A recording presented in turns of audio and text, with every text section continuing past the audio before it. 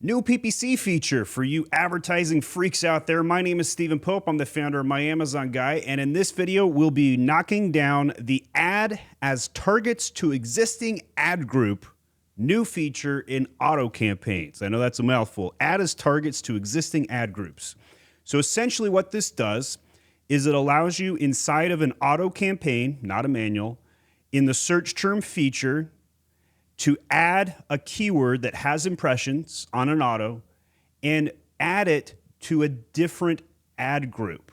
So in theory, how this could work is you have a discovery auto campaign. And by the way, what's the first rule of advertising on Amazon? Never negate a good keyword. So a lot of people out there for years taught, oh, you negate it out of the auto and then put it into an exact match. Don't freaking do that. That is terrible. Do not do that. But what you can do is keep it in the auto and add it to a manual campaign. And the reason you might want to do this, if you have enough data, so if we look at here and go to last 65 days, and this particular auto campaign, which is the first one I clicked on, only has $142 in spent. So not a lot to work with on this particular campaign.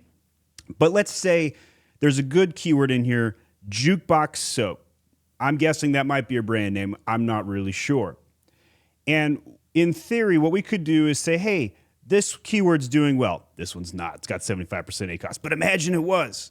You would select it and simply hit this button, which is grayed out because I have two products in this ad group. So that's the problem with this new setup.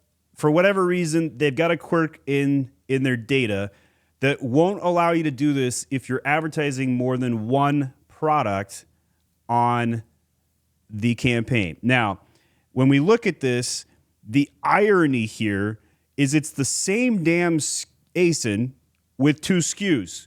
So even though it is the same product, if you have more than one ad, they don't have the tech that is smart enough to know which SKU you want added to that other ad group, defeating a lot of the manual benefits of what this actually could have been doing for most of us.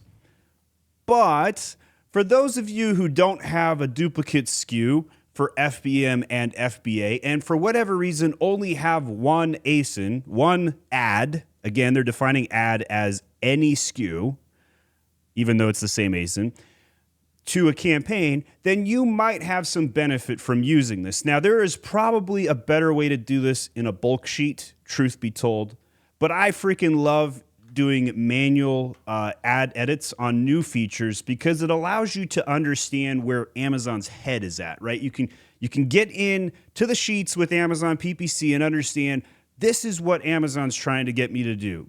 Well, spoiler alert, it's to get you to spend more money, but it might be in your best interest sometimes.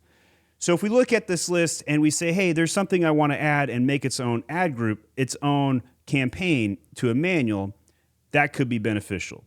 And before I could finish shooting this video, of course, the ad console crashed on me. Don't know if about you guys, but I'm getting really tired of seeing we couldn't draw your chart. No data available.